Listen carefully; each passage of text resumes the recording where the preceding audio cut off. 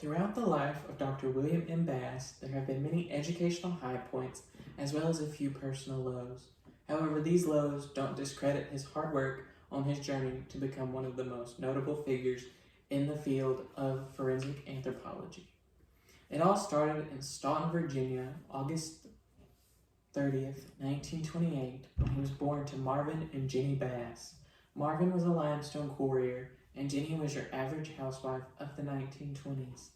In an interview with Knox News, Dr. Bass stated that education was a very important thing to his family, especially due to the fact that both of his parents had degrees. He also recalled graduating from high school with only 46 students in his class. The importance of education furthered in his life, leading to him to attend multiple universities as well as serving in the U.S. Army. After his graduation, he went on to attend the University of Virginia, where in 1951 he graduated with a bachelor's degree in psychology. With this degree in psychology, he went on to serve in the Korean War from 1951 to 1953, and according to the Herald Chronicle, Dr. Bass published his first and only psychological paper during this time. Upon his exit from the military, Dr. Bass decided to start his own family, and he did so with Mary Ann Owen, a nutrition scientist, who he married on August 8, 1953. Together, the two had 3 sons throughout their marriage. After beginning his family, Dr. Bass went on to attend the University of Kentucky, where in his junior year of studies of psychology, he decided to change his major to anthropology due to the influences of one of his professors, Clifford Evans. After graduating from the University of Kentucky in 1956 with a master in anthropology, he decided to go on to the University of Pennsylvania, where he would later get his doctorate. While at the University of Pennsylvania, he worked under the wing of Wilton Krogman, who at the time was a renowned anthropologist. During his summers working towards his doctorate, he worked at the Smithsonian Museum looking into and examining Native American anthropological artifacts. Graduating in 1961 with a PhD in anthropology. While growing his family, Bass traveled around the United States as a teacher and lecturer of a few universities. One of the most notable ones is University of Kentucky, in which he was a professor, and he also graduated himself. Before settling down at the University of Tennessee in 1971.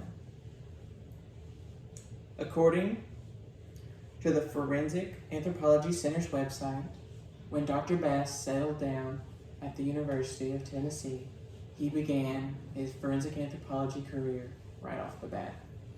He began helping the police aid in just forensic cases with his students, looking into missing person cases, helping to identify bodies, things of that nature.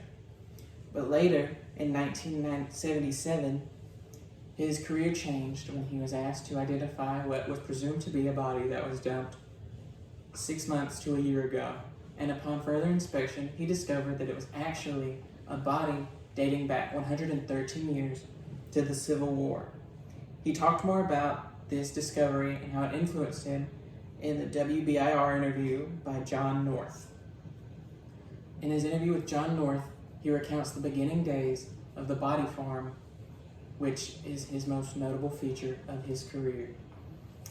The beginning days of the body farm started out just outside of the hospital in Knoxville, where it started out as just an acre or two of land with a couple caged-in bodies that were donated to science. Nowadays, the body farm has grown into something much bigger. Starting in 1987, Bass established the Forensic Anthropology Center, and he was the driving force behind the Anthropology Research Facility. In 1994, William M. Bass faced one of his biggest lows, the death of his wife, Mary, from cancer. Later that year, however, Dr. Bass married his second wife, Annette, only to be met a few years later in 1997 with her death. He then married Carol Lee Hicks, who was a childhood friend of his, and together the two are still married today. Looking back at the body farm, we see that he was the driving force behind the body farm, and its main focus is on decomposition. And you might wonder how there's just a farm full of decomposing bodies out there. Well, it's not that big of a deal legally, surprisingly, due to the fact that all of the bodies that are on the farm were willingly donated, and it is in a secluded area, as well as the fact that the land is marked and fenced in. As long as they have stated that it is a biohazard and people know not to get near it, it is a safe place for the experimentations to take place. According to the WBIR interview taken by Leanne Bowman, when he met Carol Lee Hicks back in the 20s, they only got to see each other for about 2 weeks a year, but now Dr. Bass is able to tour the country with his wife, Carol, doing what he loves, talking about what he loves with his best friend, who he loves. Dr. Bass, in his life, was furthered by education in many ways, and he worked very hard to get where he was in the field of forensic anthropology.